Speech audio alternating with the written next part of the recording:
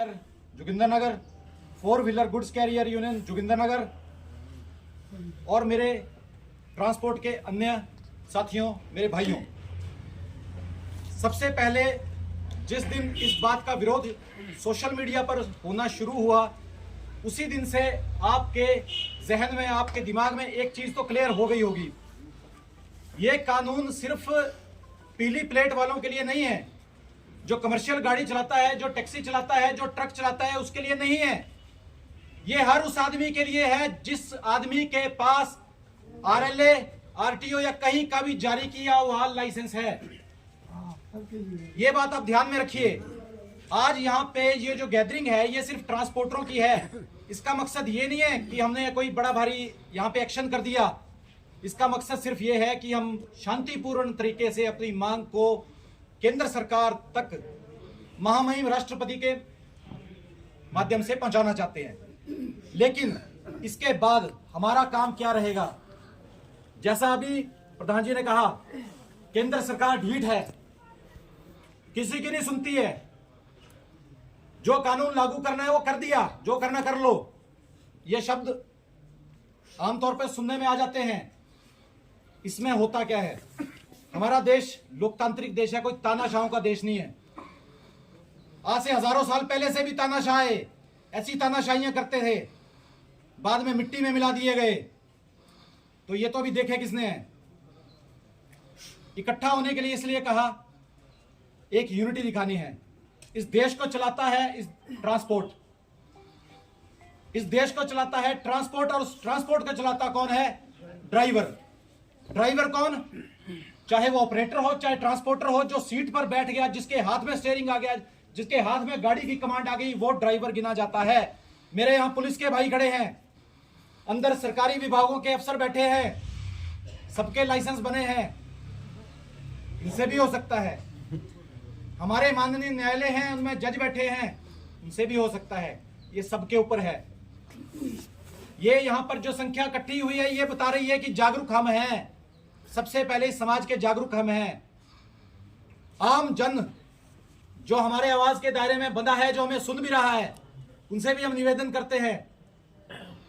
आज यहां पर ट्रांसपोर्टर या ड्राइवर जो भी आए हैं, वो इसलिए आए हैं कि ये जो कानून है, ये सिर्फ पीली प्लेट वालों के लिए नहीं है। घर में आपने भी गाड़ियां रखी है, 2-2, 4-4, 5-5 गाड़ियां रखी हैं, स्कूटियां रखी हैं, ये सबके लिए है। मैं जब सुबह घर से निकलता हूं, मन में प्रार्थना करता हूं कि आराम से आज का दिन निकले, मेरे हाथों कोई नुकसान ना हो। मैं घर से ये सोच के नहीं आता, जैसे ही मैं सड़क में निकलूंगा और अपनी गाड़ी के नीचे किसी को कुचल दूंगा। आप में से कौन सोच के आता है? हाथ खड़ा करो। कोई नहीं आता।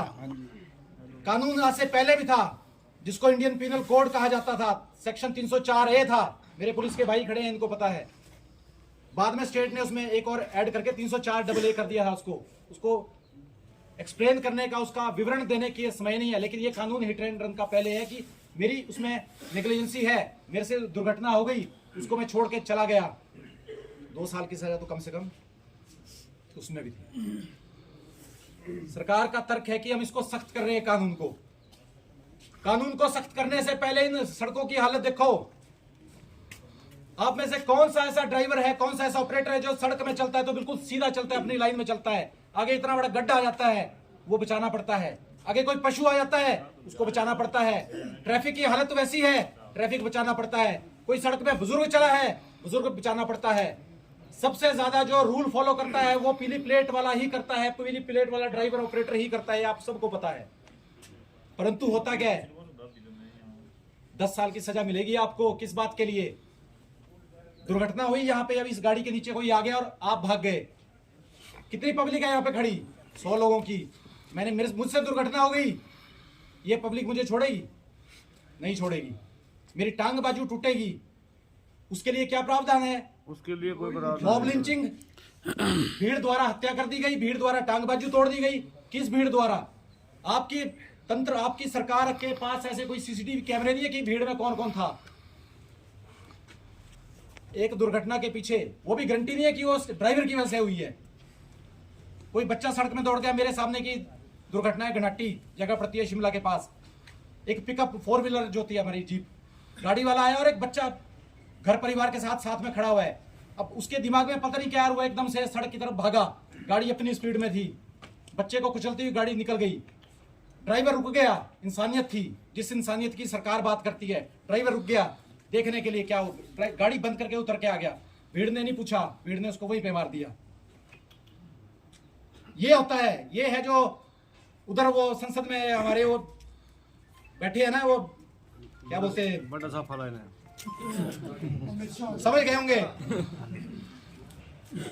हवा में कानून नहीं बनते हैं, कौन तो इनके सलाहकार हैं, कौन तो इनको राय देने वाले हैं, और वैसे ही ये संसद में हाथ खड़े करने वाले हैं जो हम जिता के यहां से भेजते हैं। ये नहीं चलेगा। ये हमारा रोजगार है, परिवार इससे पालना है, जीना यहाँ है, हमने मरना यहाँ है। पर अगर आप ये कहेंगे कि गलत को हम गलत भी बोलेंगे, वो नहीं होगा। समाज को इसके बाद जगाएंगे। ज्यादा लंबी बात मैं नहीं करूंगा, इंतजार करेंगे। प्रधान जी ने कहा है 3 दिन का टाइम दिया, 3 तारीख तक का इंतजार करेंगे। इसके बाद अनिश्चितकाल भी जा सकती है हड़ताल। हम करेंगे क्या? पेट्रोल पंप में पेट्रोल नहीं है, डीजल नहीं है, क्या करना हमने? घर में चुपचाप बैठ जाना? नहीं, उठ के हस्ताक्षर अभियान चला दो। आसपास पड़ोस में आपके 20-50 घर है, सबको बोलो। ये हमारे लिए नहीं, आपके लिए भी है। इस कानून को पढ़ लो। एक टाइम होता था, वो पुराना टाइम चला गया है। अनपढ़ कौम कहा जाता था, जाहिल कौम कहा जाता था। मेरे मुंह से बुरा लग सकता है आपको सुनते, मैं उसके लिए माफी मांगता हूं, लेकिन ऐसा कहा जाता था। आज की डेट में ये सबसे पहले, ये हमारा वही समाज खड़ा है सबसे पहले जागरूक होके। जो पढ़ा लिखा समाज है वो आपके पीछे कल को आएगा, ये निश्चित है। ज्यादा ना कहता हुआ इन्हीं शब्दों के साथ, आंदोलन लंबा चल सकता है, अनंत समय तक चल सकता है, जिसका कोई अभी पता नहीं है। साथ देना है। आज 100 आए हैं, कल 1000 होंगे। इसी जोगिंद्रनगर सब डिवीजन में आज यहाँ पे भीड़ जुटी है, कल को यही रास्ता बाहर ये भी इसके बाद भरा जाएगा। नहीं मानते, इसके बाद हम चक्का जाम में भी जाएंगे। सड़क पे ट्रांसपोर्ट को चला के देख लो, गाड़ियों को चला के देख लो, हम भी देखेंगे सरकार में ताकत कितनी है और हमारे अंदर ताकत कितनी है।